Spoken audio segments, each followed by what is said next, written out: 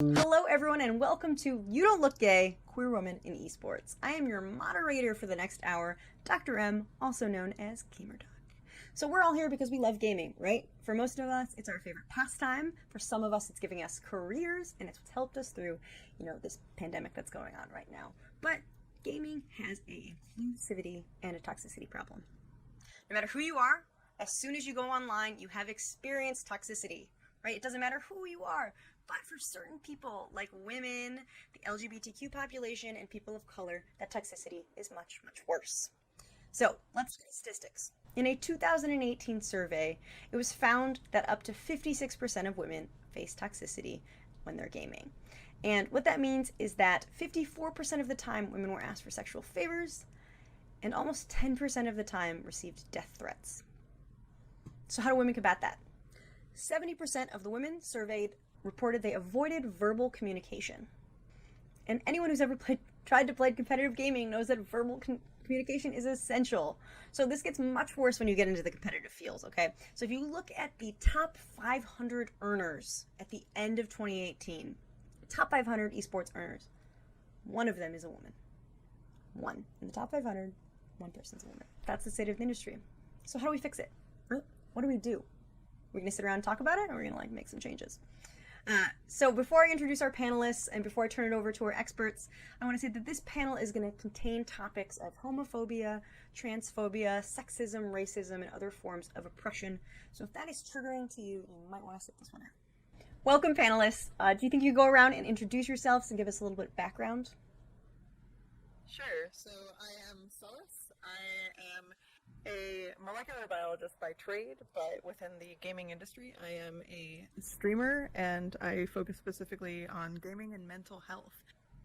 During the weeks, I play video games, and on weekends, I have a show where we break down self-care and mental health topics from a scientific perspective. I'm Dash. I'm a sports broadcaster. I also am a Twitch streamer who plays a variety of games, and I am LGBT.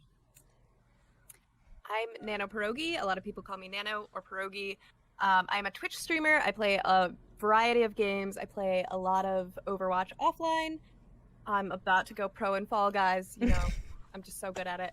And I'm also LGBT. I identify as queer. Hey, so I'm Kendryx. I'm a esports marketer. So I predominantly work with advertising, social media, and all kinds of fun stuff with esports organizations. And I identify as a bisexual poly woman. And I don't stream, but I do lots of cool journalist stuff on the side, like write articles and interview professional players. So that's fun. You're also very close to going pro in Fall Guys as well. No, we're not going to lie about that part. I'm the cheerleader. I'm the moral support of any team, but I am not a pro player. I'm Dr. M. Like I said before, I'm a medical doctor who treats video gamers. I also run a show for the National Women's Hockey League, and I am the president of Queer Women of Esports, a nonprofit organization dedicated to advocating for the LGBTQ population in competitive gaming. I'm Dr. Sarah Hayes. I am a geek psychology individual. I also work as the vice president of Queer Women of Esports, and in my spare time I also contribute clinical content to Take This and do some streaming in a variety of places. So we've established that you guys are all kind of cool, and some of us have a little bit more esports skills than others when it comes to Fall Guys. But as I kind of touched on in the intro, toxicity exists for everyone, right? Like, if you're logging on online, you're going to face toxicity no matter who you are. But for certain populations, it tends to be a little bit worse than others. So, going around, whoever has anything strong to say, have you personally experienced toxicity in gaming, and how do you deal with it? Sorry, Yes. that's just like, I love that question. Have you personally experienced, and like all of us, like with dead eyes at the camera, like of course we have. Yeah. I mean, I can speak to that a little bit. I play a lot of video games in general, a lot of first-person shooters, everything from CS:GO, Valorant, Overwatch, and especially, I would say oddly enough, especially in first-person shooters, like the second that you turn your mic on to say anything, it's just a comment like, can you make me a sandwich to much more vulgar things. And sometimes it's just incredibly casual. Like it's this kind of like casual sexism and casual like racism. And gods forbid that like my girlfriend say something in the background or I speak to her and then they realize that I am like a queer person as well, because all of a sudden it's like, oh no, there's even more stuff to throw onto that. Yeah, I started. Oh, sorry. Go ahead. I was gonna say I don't play first person shooters. I'm the person in Skyrim who creeps around, like literally just creeps until I find someone, then takes 5 minutes to line up a shot. But I play MOBAs, particularly Dota, and I remember when I first got into it, every time you turn on your mic, because Dota's a very vocal game, it would be 4 people screaming at me about like, what size bra do I have? Go make me a sandwich. Or do I have a boyfriend? Or, back in the day, what's your Skype username? I'm dating myself. But like, it would be like this constant stream of harassment about either proving that I'm a woman, giving into their whims because I'm a woman, or not being good enough at the game because I'm a woman. And so it didn't matter what I did. It didn't matter what anyone else would say. It was just a constant thing. And then it turned into, well, if I want to enjoy the game, I have to turn off my mic, because it's either saving my mental health or saving the game. And a lot of the times we're faced with this challenge of you either play and deal with the harassment, or you turn it off for your own mental health, but probably not do as well, because most of the games that we're into, particularly the esport titles, communication is integral to the success of a game. And so how do you balance playing a game and wanting to be good and successful with, your own mental health and having to look out for yourself in that game? So excuse my noob question, because I don't play a lot of MOBAs. Bra size isn't included in your stats? Not. I petitioned and sent emails to Valve being like, I really feel like people need to know this about me. Like, right, it's integral to, like, if I'm definitely a support player, obviously I have a size 34D. Like, that's just, it just goes hand in hand, right? Yeah, of course. Cool. Someone's size. So I started gaming when I was in middle school. My siblings and I pooled our money. We got an Xbox and we got Halo and DDR. But like, I played so much Halo with my brother, and I was 13. I did not know better. Also, the Twilight books had just started coming out, so my username was like Vampire Girl. There were like X's in there or something, so people knew I was a girl right away. It was so cringy, but like, okay. But as soon as I would say something on voice chat, or even if people saw my name, they would start harassing me in voice chat. And it got to the point where I wouldn't play on my own account. I would just play as a guest on my brother's and not use a mic. And that was at 13. That was like 13, 14 when I started gaming. I was exposed to stuff that I didn't know what it meant at that point. Like, I was pretty protected at that point, and I was like, I don't know what these people are saying to me, but I know some of it, and it's bad. So I just stopped using voice chat. And then fast forward to my adult life, I started playing Overwatch. I've been playing Overwatch for probably a year and a half now, at least. I haven't used voice chat up until recently. It was actually after our last panel that we were talking about how sometimes, like, being vocal in the game can actually help other women feel more comfortable. But like what Kendryx was saying, it holds you back from playing competitive or something. I've never played competitive Overwatch because I've been afraid to use voice chat. And for the first time I'm doing my placements, I'm pretty sure I'm going to be bronze. But like, for the first time I'm actually doing placements in Overwatch because I'm like, if I have to make a call out or something, I feel comfortable doing that now. But it took a lot to finally get here. And we still have a long way to go, so. Yeah, I kind of grew up the same way. So as a kid, I always gamed with my brother. That's how I got into gaming. He had a console, and I always wanted to be player 2, no matter how badly he did not want me to play with him. And I loved it. He played a lot of first-person shooters, so that's where I grew my love for first-person shooters. And as I got older, I started to play games that had communities that were quote-unquote very toxic. I played a lot of Grand Theft Auto. I played first-person shooters. I played games that it was brutal to be on voice comms. I still remember the first time I did join a voice comm stats. It was Call of Duty Black Ops. And I finally got the guts to turn on my mic. The second I did, I was bombarded completely with just messages. The accounts would not stop messaging me after the game saying how bad I was. I actually was the top one out of the whole match, but that's a different story. I got death threats. I got all these kind of things, and ever since then, I refused to use my mic. That was when I was playing on console, and now I play on a PC, and I still don't use comms. And I've tried so hard to learn how to do it by my keyboard and call out shots that way, but I just really wish I could use it without having that fear again. I once had someone question whether it was as bad as I made it out to be, because they couldn't fathom the idea that I would be bombarded with so much negativity and harassment in a game as simple as Dota.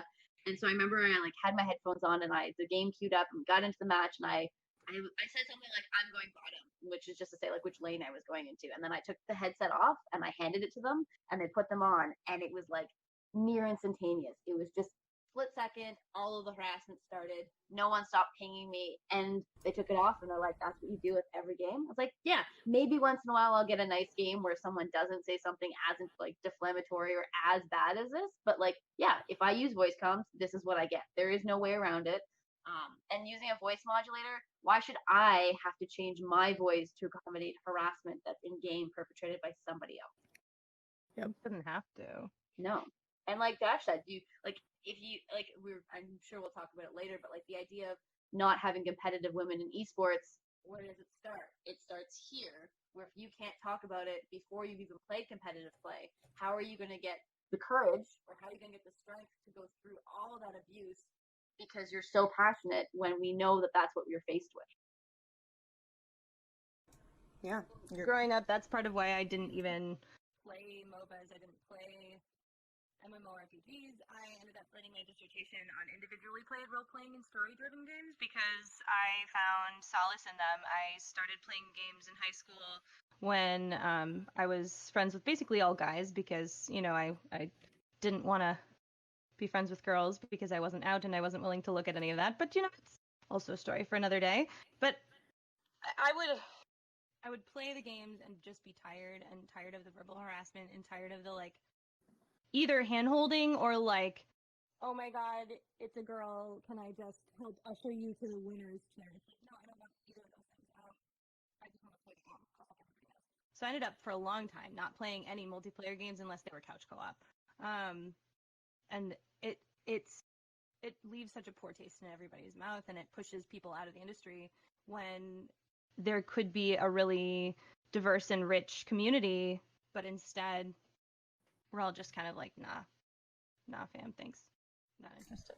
And you guys are all bringing up really important topics that kind of lead to my next question. So this really cool study was going around Twitter recently, and it was a 2015 study on Halo 3. And it found that when women were present, less skilled male players were much more likely to make sexist comments, and higher skilled male players were more likely to respond favorably.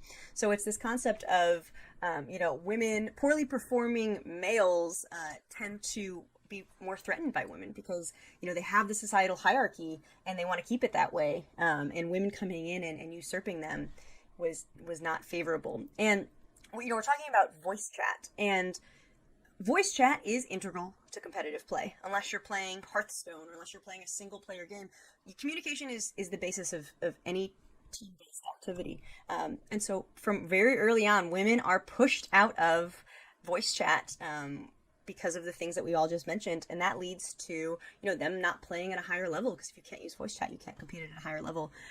So aside from that, in all of your opinions, why aren't there more women in competitive gaming? Ooh, I want to answer. Sorry, I raised my hand a lot. So there's a variety of reasons, but one of the ones that always sticks out to me is, so I've done a lot of interviews. That's how I started in esports, was by doing interviews with professional players. And I would get the occasional interview with a coach or with someone who was in management, especially years ago, when the conversation about why there weren't women in esports was very present. And the answer that a lot of people would have is they were worried about the team dynamics. They were worried about what having a female would do to the other men on the team, and would they be distracted, and could they perform at the same level, and having to navigate that challenging having a woman on the team and having the men distracted. would like flash me back to high school, middle school, with heaven forbid I would show my shoulder straps or my bra strap and I would have to go change because the men or the boys couldn't handle themselves. So before we even get into the question of like, why aren't there women at the competitive level? It's the question of people are worried about how the men will respond to the team dynamics or how they'll respond to having a woman on the team. And that to me is like, I don't understand why that's a problem. Like if we can have women in the workplace, which some workplaces we can't still because same issue, but if you can be in society on a bus next to a woman or buying a coffee, there's no difference between working with a woman in an office setting versus working with women on teams. You're all going towards the same goal. You're all working towards the same accomplishments, but yet this team dynamic and the men's feelings are so heavily weighed over maybe there's a woman who is good enough to be on this team and actually giving her the opportunity to just work with the team. And that was the biggest I would also like to point out that as a woman who is attracted to women, I've never found myself like so distracted by a woman's voice or by like a woman's physique that I've been unable to function. Like, it's not like I'm like, damn, she's so hot, I've forgotten how to push a button on my keyboard. Like that's not how it works. Yeah, no, it really, and like that's the other thing. And when you raise that argument, it even adds even more layers because they can't backpedal and they can't figure out how to get out of that one. When it's like we, as queer women, you can navigate having even a crush, like even having a crush on someone in high school when you have like a girl partner and you're like, you still get the work done, you still work together, you still get the A if you're me, you still work towards a common goal. Versus somehow in esports, these men's egos and their inability to work with women or even try to is part of the problem. It's that roadblock. Mm-hmm. And like, if I think about it, and this is probably more a personal opinion, I don't know, but esports, when you say you're a competitive esports player, you're gonna get looks no matter who you are, right? Even men can't be taken seriously in some aspects. If they're like, I'm a professional esports player, they're like, okay, that's cute. So the fact that men are already struggling with that, women come in and they say, I want to be a part of this, most of the time they're going to get shut down right away because within this community, there's so many times that are like, oh, you're a woman, there's no way you are as good to compete, or you can't compete on the same level, which is not true. But that roadblock there is how crazy esport is compared to other jobs. People can't take it seriously, so there's this other layer to, oh, well, if you're a woman in this industry, good luck. Yeah. Broad scale gaming has this problem, like being a member of the games industry. In academics, for example, if you say I'm doing a research study on video games, people will scoff and roll their eyes at you. I can't tell you how many colleagues I have who are like trying to fight their dissertation chairs, which is the person who's in charge of like helping them finish writing and push it forward through to the university and allow them to graduate. They're like, no one will take this seriously. There's no careers in this field. There's nothing you can do. It's just a pastime. Which, by the way, there are now, I think, the statistic this week, which is sometime in August 2020, there are now 3 billion people who endorse playing video games in the United States this year. So, how many people are in the United States? Is it U.S. or global? Maybe it's globally. It's maybe global. I don't know if there's 3 billion global. in the U.S. U.S. The U.S. That's silly of me. But I can tell you, based on 2019 ESA stats, that 7 out of 10 United States households have a dedicated gaming console on them. So it's a big thing, and half of the argument is having to legitimize the field, and half of the argument is having to, and never mind the whole like esports aren't sports. Okay, not even going there. But then also there's the bit about like, even last week, again, August 2020, I saw for an esports tournament entry and the team regulations, no more than 1 female identifying team member per team. Why? Explain that to me. Why? In this competition, they're regulating the genders of the participants per team. Oh, wait. So, hold on, because I misunderstood. I thought you were saying that they had not chosen, but like the regulation was not more the rules. Holy, the rules stated that. Is that legal? I'm not going to call out who it was, but it's a legitimate thing. So one of the biggest problems is esports isn't regulated when you think about it. Like there is no governing body for esports as a whole, let alone game titles themselves. Like Valve barely steps in when they need to. Riot does when they're pushed to the brink of utter collapse. Like there is no regulation. So if a third party organizer wants to be like, I'm throwing this tournament, here's $500,000, they can come up with anything they want, and they can make any rules they want. And I mean, I kind of like on a separate but related issue, when we do create things that are focused for people who identify as women, and such as like there's been a couple CS:GO tournaments that are for women only, then you get this giant backlash of why do women get their own league? Why do women have their own tournament with their own sponsors? Like, why is this even a thing? Like, why can't men enter? And then you're like, because you have regulations like that, because you have roadblocks where you won't let them participate on teams, or they're not good enough, or the men can't handle not having a female on their team, let alone as a team manager. So of course we're going to try to find ways to include women and to give them opportunities and to give them the growth that they deserve. But then when we do that, we're met with this extreme backlash of, well, it's not fair. And speaking as someone who played in an all-women's competitive Fortnite tournament last weekend, no big deal. Women's only tournaments, women only professional teams and orgs are essential. Do we love that they're essential? Of course not. You know, the fact that we would love to play co-ed, we would love to play in, you know, mixed teams and mixed tournaments. But the thing is that in order to play at that high level, you need to have a training space that you can feel comfortable in, right? You need to compete against people who make you feel supported, and you don't want to leave as soon as you join because people are making racist, sexist jokes in the Discord chat. You know, like, for me, I was going to get very involved in esports before I went to medical school, and the community that I joined to train was terrible. It was absolutely terrible, so I left. So, you know, women-only spaces provide that ability to grow and provide that ability to train together without having to worry about this stuff. I mean, Right. So I actually wanted to touch on something that you said, because it's not just the sexism, like there's also very casual racism, like within gaming spaces. I have had times when I am playing with people that I played with like online, and all of a sudden one of them says a racial slur, and it's one of those things where like I'll pause and be like, you realize, like, I know you can't see me, but you realize that I'm not white, right? Like, you realize that's not cool, and you just have to walk away. And I actually had one person respond to me with something along the lines of like, oh, you're not white, does that mean I shouldn't say that in front of you? It's like, no, it means you shouldn't say that at all.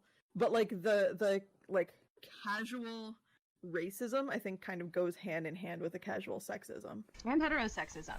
Like, Yeah. I can't tell you how many times I've heard the word fag. Oh, so much. I would bet that if we each had $1 for every time we heard that word when playing a game, we would be so wealthy. so my God. wealthy. Yeah, I literally got it in my Twitch chat like 2 days ago because I made the mistake of streaming just chatting before I played Fall Guys. Like, How and dare you? it's something that I see it a lot. I see it a lot in Overwatch text chat too. But even aside from that, because like outside of that, being the one that looks straight, I'm very straight passing. Kind of what Celesmeh was saying is they don't realize it applies to this. They're like, oh, now I don't say it around you, and it's like I kind of feel like I'm at an advantage because I'm like, oh, now I know what kind of person you actually are, because you say those things in front of me because you don't realize you should filter yourself in front of me. But at the same time, that can be exhausting, and it's like I don't want to have to be exposed to the awful side of people. Yeah. But it's definitely a lot in Overwatch still. And this is like goes back to what we were saying earlier. You know, online gaming is toxic for everyone, right? Even if you're a cis white man, you're going to be the target of toxicity. If you're a woman, that gets worse, and then if you are a person of color, that gets much worse. If you're an LGBTQ individual, that gets much worse. And then if you're multiple of those things, you're screwed, right? So aside from us sitting here and talking about it and drawing attention to it, what do we need to do? What can be done to make gaming, to make esports more inclusive for people who aren't cis white men?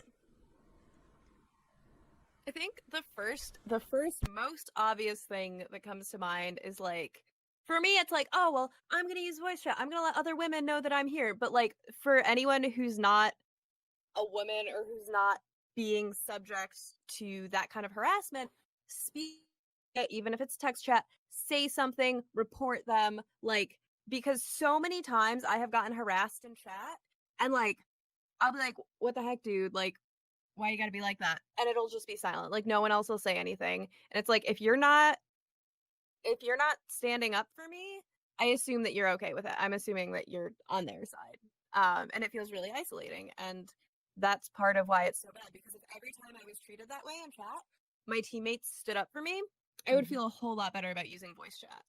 Like, I would just feel a whole lot better about ever speaking up.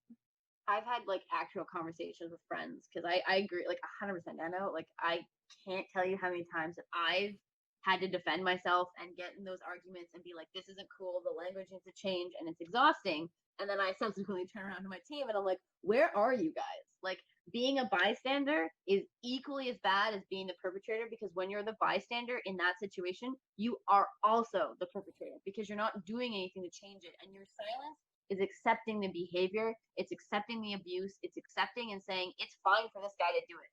And that's not okay. And I've had conversations with friends, specifically some guy friends, where they're like, oh yeah, I'm an ally. Like, oh yeah, like I told like women in gaming, it's so toxic. Like, we need to make it better. And I'll be like, so how many times have you started a conversation when you've heard a friend of yours playing in game and saying something shitty, or even someone that you don't know? How many times have you voluntarily jumped in, not knowing the person who's getting abused? And Honestly, sorry. Oh no, I was gonna say the amount of times that like I have been in a chat with people and you'll hear people say like, "Oh, dude, like that's not okay," or like that's not cool, but then they go ahead and they just do the same thing, or like they tell me to ignore it. Yeah. Like, is that what I'm supposed to do every single time someone harasses me? Yeah. Just ignore it every time? Like, that seems to me like it's not working, because that's what I've been doing up to now. That's what we've all been doing. But part of the problem is that because we ignore it every time we encounter it, people just think it's okay. So, like, just calling, and I feel like calling people out does make people very uncomfortable sometimes, but like, fuck it. Good. Yeah, Be well, uncomfortable. I definitely feel like there's an element of even well-intentioned people, like, they might be caught off guard and like not really know what to say or something. And I kind of understand that, because like the first time you experience something like that, you're like, did that just happen? And maybe that's just me because I don't have a fight or flight response. I like freeze. I don't know how to react to things. So I can kind of understand that. But after it happens once, like, you gotta know it's gonna happen again. You can prepare, even just like call, like, hate, like, don't say this, stuff like that. Like, calling someone out just simply, like, and it's, you have to think on your feet sometimes, but I can understand people who don't know how to deal with that because they don't experience it a lot. Yeah. But once you know it's happening, you have to train yourself to deal with it, to stick up for your friends, if you actually want to be part of the solution. So I feel like this is a great step one, right? Over the next 20 minutes, we're probably going to come up with a lot harder things to fix this, right? We're going to come up with some multi-step processes that are going to take years. But step one is be an ally. And don't just be an ally. Don't just like hashtag he for she. Like, when stuff happens, stick up for people. And you, not just if you know them, stick up if you know it's wrong. Silence is the language of the oppressor. Stick up for people. Act. It doesn't get easier from here, right? What are some other ways that you guys think we can, and also maybe not saying you guys because that's not inclusive, but other ways to, y'all build, what are some other ways that y'all can build diversity in this community? The thing is, like, you have to go straight to people that are game developers and who have power, right? No one's gonna listen all the time to your buddies or your friends. Sometimes, yes, we are influenced by our friends, but when it's so toxic like this, those people that are that toxic will go to another toxic community. So one, like we said, establish a good community. But within game developers and within these cultures, when I report someone for saying certain terms, certain actions, they need to take action every single time. There are words that we know are unacceptable. There are times that they need to know what's being said over voice chat, and we need to report it, right? Just let that be handled by that company. Let these companies also... I'm tired of playing a straight white dude in video games. I know everyone else is, and I know communities and games are starting to be better about that.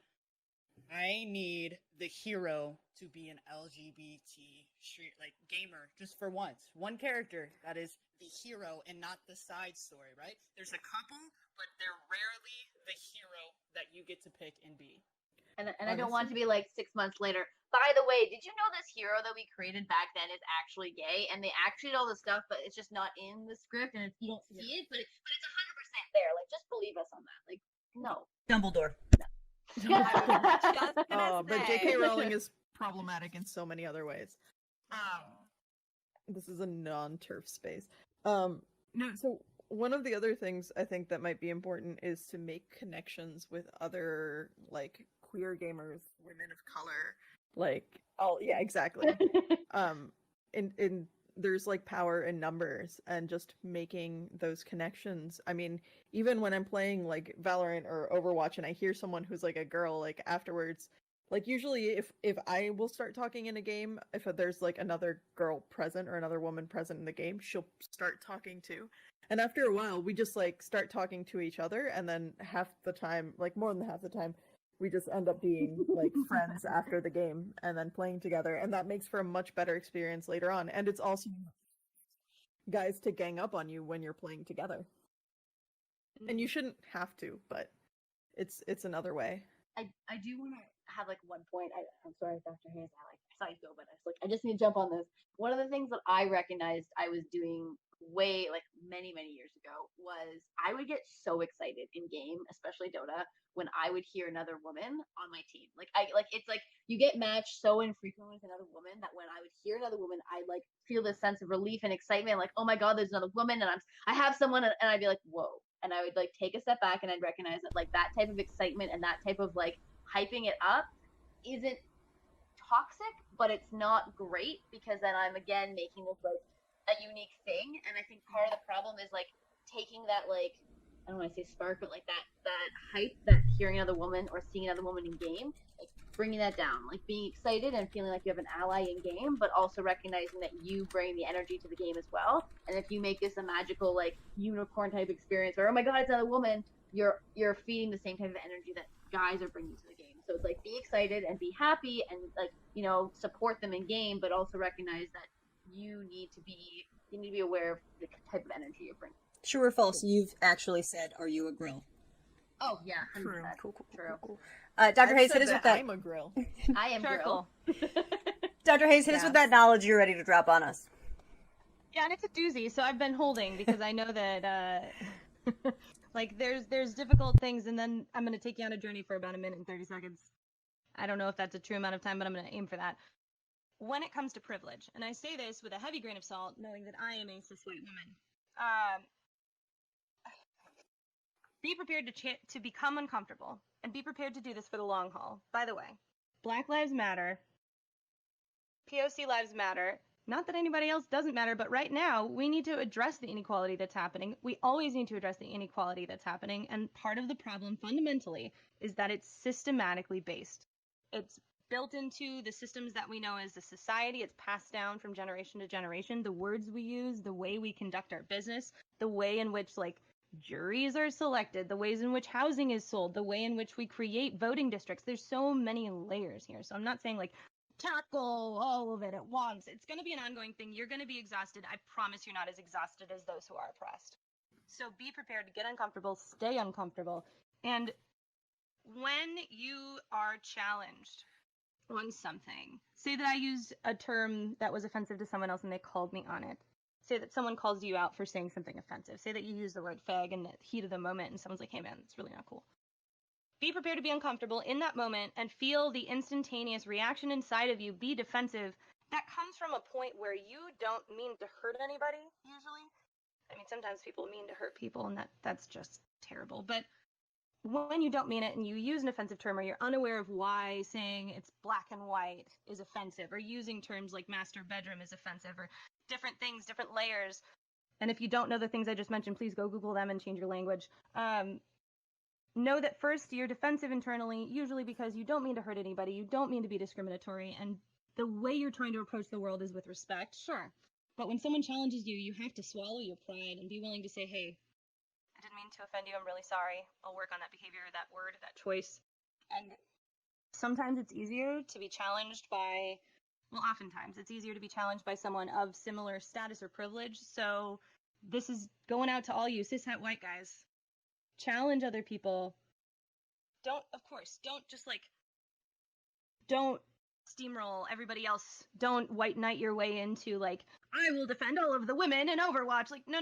That's not what we're asking for. But we're saying, like, if you hear something and people aren't speaking up and you can see the dynamics happening, say something, because it's easier to swallow from somebody of similar privilege, because we can always write things off with excuses and stereotypes when it's not. So it takes all of us. That's what real allyship is. Challenging yourself and your stereotypes, getting uncomfortable, and being willing to stick your neck out for everybody else.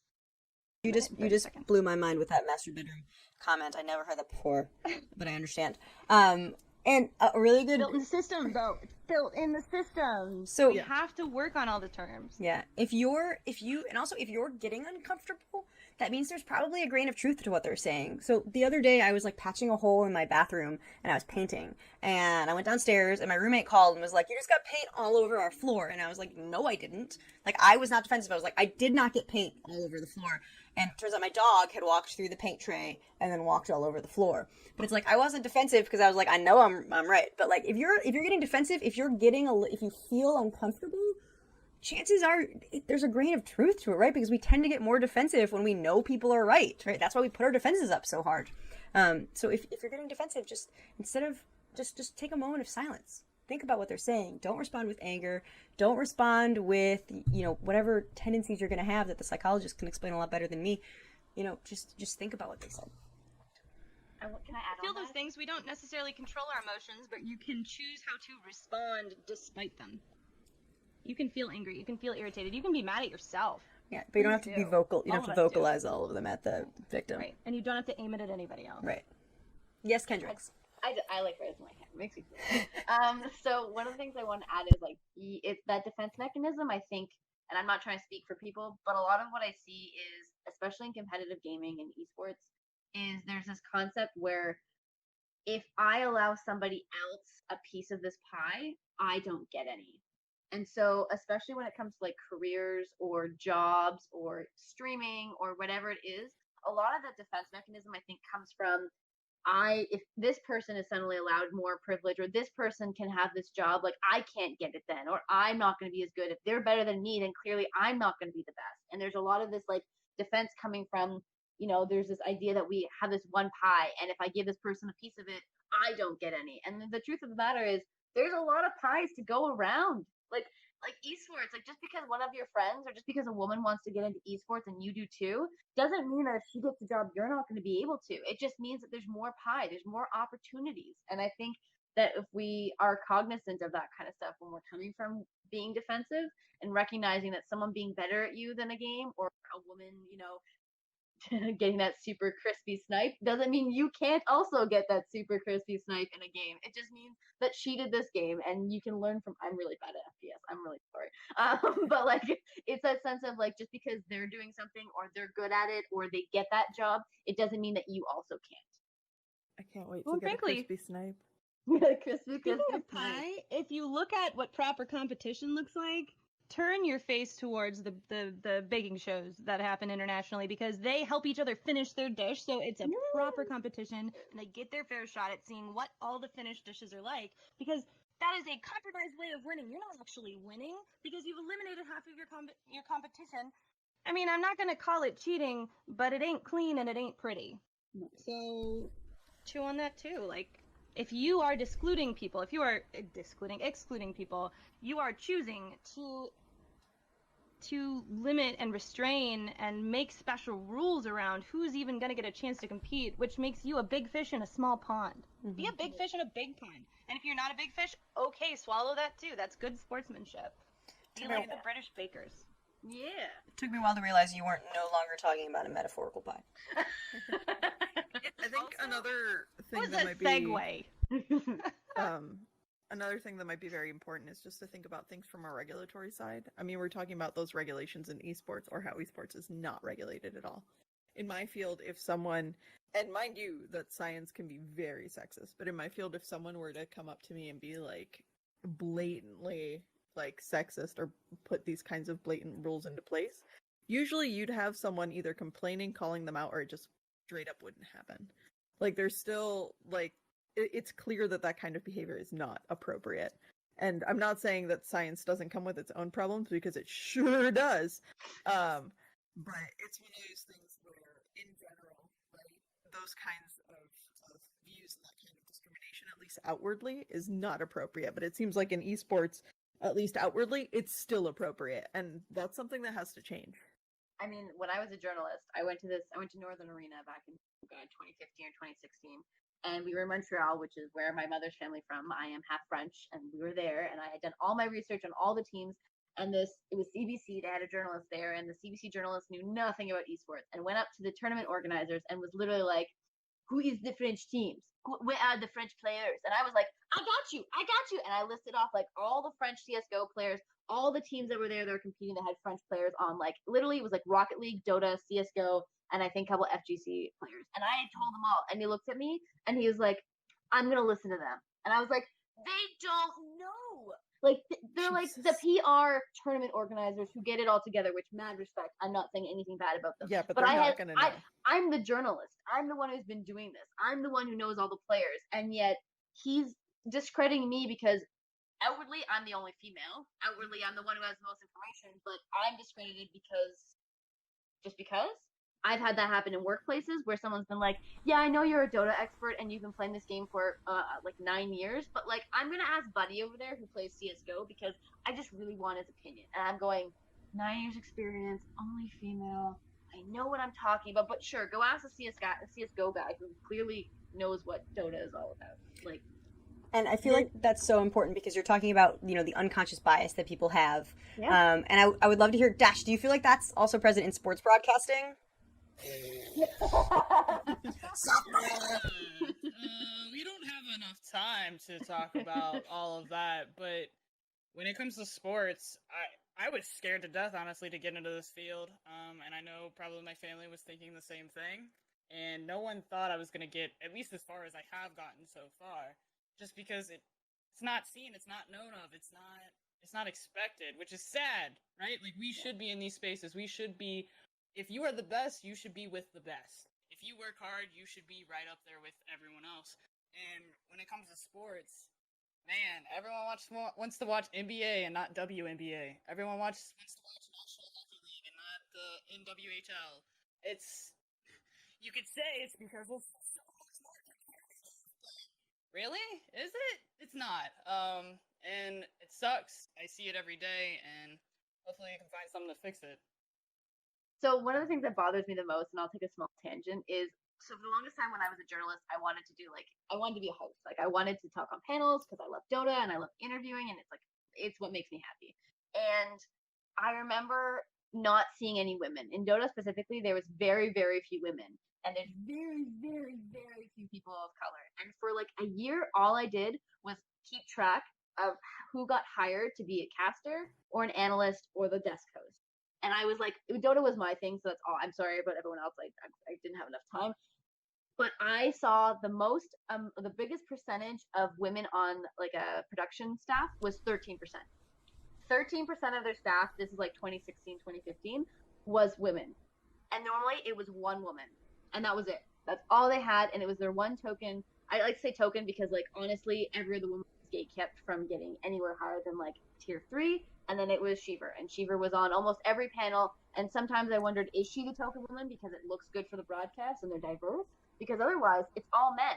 And it was men who were like, yeah, I want to try this hosting thing. Or, yeah, I want to try this analyst thing. And their buddies would be like, yeah, let's give him a try. Let's give him a try. He's never done this. But, like, heck, he could be really cool in the panel. And I'm sitting here going, why aren't you taking the same chances and granting the same opportunity to women who are in the same position who are like, I want to try this. I want to do this casting thing. And it's like, I'm not going to scream, but like the sexism and how obvious it is. And then when I would point it out, people would be like, oh no, there's just no good women.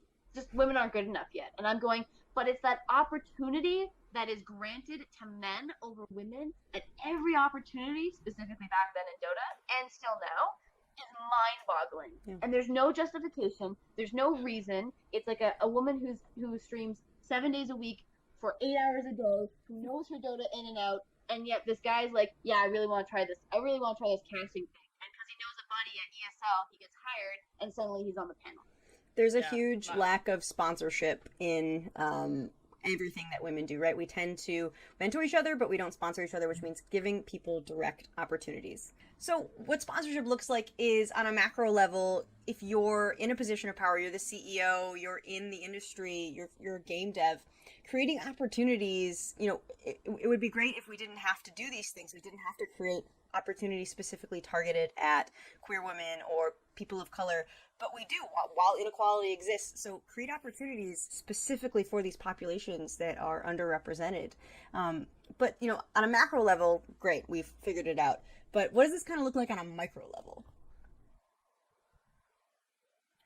I mean, I can at least talk to what it might look like in the streaming space. I mean, everything from how you choose who you're going to host or who you're going to raid to even as a viewer, like especially when it comes to female streamers that I greatly admire, I will financially contribute because it'll be things like, oh, well, $60 is $60 to a game. Like that's one AAA game, which is hours of entertainment for me. So being able to support either in views or in, retweets and shares or in word of mouth, like telling people, hey, I really like her content. Like, let's watch it. Or as a streamer, like doing things like hosting, rating, or like co-streaming games. Like, I think that those kinds of connections are very important, but also as a viewer, like throwing your support in any way that you can is really important too. I think it's really important. This is a cool challenge I would love everyone to do, right? If you watch Twitch, if you watch however you watch esports, look at how many of them are cis white men and look at how many are others, right? How many of those do you follow and retweet that are one group versus the other, right? I'm not telling you to go unfollow all of them. Please continue to follow them and support them. But why haven't you followed all those other people? Why is that number so low? Because I can tell you it's not because there's a small percentage gaming. They are just as big as that other percentage. I think in esports, sorry. Go ahead. You said it. Yeah. I'm going to speak for all of esports, but no, really Okay. not. But I think one of the things that for me over the years has been really helpful is doing that networking and doing that, talking with other women in the space. I think one of the biggest learning curves that I was thrown is when you work for organizations, I vet them through other women that I know who have worked either there or have word of mouth, and I try to get an understanding of what I'm getting into because a lot of these spaces are male dominated. Like I have worked on teams that are 35 individuals and I'm the only female, or I'm on a team of 10 people and I'm the only woman. And so I try to go into these opportunities that are presented to me with the understanding of what the work environment might be like. Financially, if I can pass on an opportunity that I know is completely toxic, I'll take a pass because I need to take care of myself first. But also networking with other women, and if I see an opportunity, I'm sharing it to every woman I know who's looking for a writing gig or looking for a social media gig or whatever type of work they're looking for. And that's not to say that I won't tell my male friends who are looking, but there's this sense of camaraderie where I know that other women will also do the same thing for me because we want to see each other succeed and create an environment where there's more of us in space. And that comes from, unlearning that behavior that a lot of women are taught as kids, which is another woman is competition. And, I could take to my own experience as a child, kind of like why I only had guy friends as women are competition and attracted to them. And it's just this multi-layered thing. But unlearning that behavior that helping another woman get a gig or get a job or get a career, get that next step up doesn't lessen my impact, doesn't lessen my career advancements. It just means that I'm helping other women get into this space as well. Yeah, and I think I want to touch on something that Dash and Kendryx both kind of covered. None of us are saying oh, those straight white dudes stop. Like, no one's saying that. It's just we're saying be a little more intentional. Like, think about who you're supporting. And when we talk about supporting other women, other queer women, people of color, it's not that they deserve our support simply by existing. It's that a lot of women, queer people, people of color have faced a lot more hurdles getting into the field. So it's not like, oh, let's just give them a boost because they're gay, like they deserve it. Like, no, it's because they've probably faced a lot of setbacks in their career because of that sometimes just having a door opened for them. and that's an advantage that I think a lot of people don't necessarily think about in the industry. I'm looking for jobs right now. I'm seeing parallels with my own field. So many people are like, "Oh, I got my job because of this connection." I got like this connections make so much of a difference in so many professional environments. And if there's like the good old boys club, like this network that men have access to, Let's make then a maybe good old girls club. sounds great. But there's a lot of networks that like maybe some women have pushed their way into, have finally broken into. When we talk about lifting up other women and lifting up other queer people, it's because we have worked hard to make those connections and we want to share that, not because we necessarily think that like the gays just deserve more. Like that's not what we're saying. I mean, yeah, I just wanted to clarify that. That's such a good point, Nano. Great job. So we have just a couple more minutes left. So does anyone have any final topics they want to cover? Any final thoughts they want to get across before we have to say our goodbyes? I mean, I would like to cover one more thing. Ooh, what do you want to As a queer person, we've talked a lot about women today, and regardless of gender identity, regardless of sexual orientation, yes, there should be equality, yes, there should be opportunities, and yes, we need all of these things. And to find a solution as, well, let's just do blind competitions. We don't know who any competitor is, let's give them a random number. That doesn't fix it. That's like saying cover up your bra. That's like saying don't wear a skirt that's shorter than your fingertips. Don't drink and then you wouldn't have gotten. No, that's not an acceptable response. Allowing people to exist in a space with you without being stuck on what are they? Are they a man or are they a woman? Does it matter? Does it affect you? Does it matter who any of us prefer to be romantically attached to or go to bed with? On your life, does it matter? Does it matter in your personal experience of esports? Does it matter in your experience of streams? Does it matter? We'll bring it up if it matters. We'll tell you. But unless it does, it's none of your business. Not to like be rude. I am an out provider. I offer therapy services, and I own that I am a lesbian. It's not a dirty word. Even though a lot of people think it is, or if I had $1 for every time someone told me I just hadn't had the right pick yet, I'd be very wealthy as well. Oh my god. So, actually, something that's very important, or, like, that's interesting, is that you say that, like, you own that word. I still find it difficult to say. I was taught as a child that, like, just the word lesbian was, like, almost a dirty word. And so, I still have problems saying that, and it's what I identify as. But calling myself a lesbian sometimes feels bad. I almost feel more comfortable saying like things like dyke than I do saying the word lesbian. One of those things that like we have all of this like internalized, almost like self-hatred. And sometimes that can make it hard. Like if you are in a game and you do hear some shit, it can make it hard to like even want to stand up for yourself because you were taught that like this part of you is bad, this part of you is less than, this part of you is not worth experiencing, not worth allowing yourself to experience, to live, to be proud of.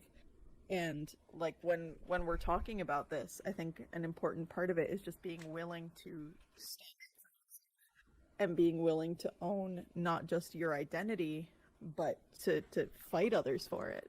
Yeah. Fight for your space. That's important. We have to destigmatize, we have to normalize, and when we don't, then it feels dirty, it feels bad. I mean, how weird would it be to like sit down and be like, okay, in this competition today, Joe Schmo, a straight guy, is going to compete. It's like, who cares? Can we have that matter? Like, can we actually do that though? Yeah. Can we have it so that every single time, like, you know, some like famous esports player gets introduced, they also have to say like, he's straight, 17 and still a virgin. Ladies, get on him. Like, you know, every single time they go on. I think the big thing is to educate. Like, just educate yourself. Educate yourself by watching panels like this. We can tell you we are tired, right? We love doing these kind of things and providing these resources that are easy to access, But stop making me the voice. Stop making me educate you for something that is so easy to Google. It shouldn't be my Google job exists. to teach you. Say that you just found out that I'm a lesbian. This does not mean you get carte blanche to ask me whatever you want. You have to ask me if you can ask me questions. It doesn't mean you get to ask me about my sexual history. It doesn't mean you get to ask me if I have a girlfriend. It doesn't mean you get to ask me if I'll be a third.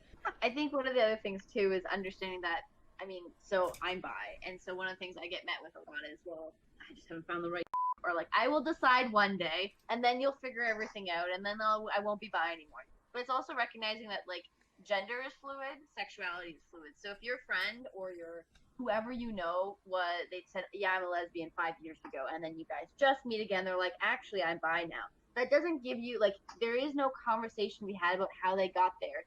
It's fluid. People change. Like, I use they, them, and I'm working towards using that more often. But that doesn't mean that I want to be called out if we switch to that, or if I have the confidence to use that, or if I'm someone like, hey guys, tomorrow, I'm pan. Be respectful, be supportive, be an ally, but it's not your place to question, and it's not your place to suddenly ask. Like, we're not eliciting conversation. This isn't me saying, yes, now the floor is open, asking you my sexual history. Try to remember that we're individuals and we have autonomy, but we also need respect, and we deserve respect. Yep. Nano, I want to give you the chance to say one parting thought, because we are almost out of time.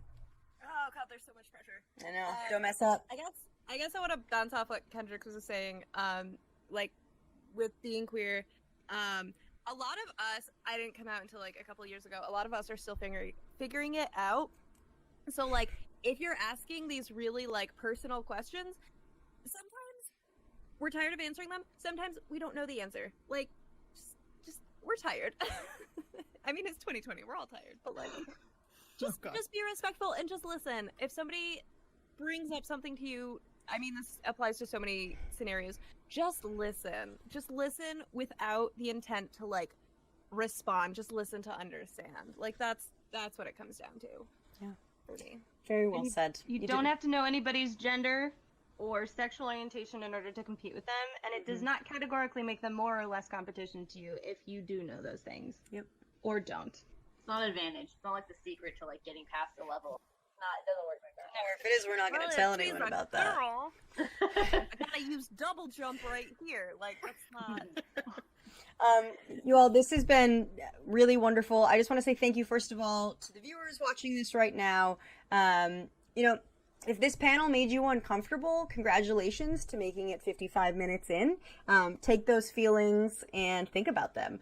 Thank you to the mods who will probably have done a lot of work during this panel, banning and timing out and using their powers for good and not for evil. And lastly, thank you to the 5 of you for spending your time educating others despite being so very tired like we all are. This has been great. This has been very eye-opening. So thank you all very much. And I'm sure you will all be in Twitch chat right now too. So, so if you want someone to follow who isn't a cis white man, some of these people are on Twitch, so take that opportunity, hit that follow button. Did you know you could link your Amazon Prime to your Twitch Prime account? But anyways, thank you all so much for stopping by. And we're gonna sign. How do you sign off an online panel now? Group high five. Group high five. Ready? 1, 2, 2, 1. 3. Yay!